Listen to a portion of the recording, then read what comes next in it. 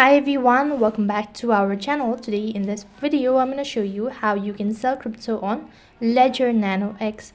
So in order to sell crypto on Ledger Nano X or Ledger, first thing first, you'll have to make sure that your device is connected to an internet service. So basically it involves few steps.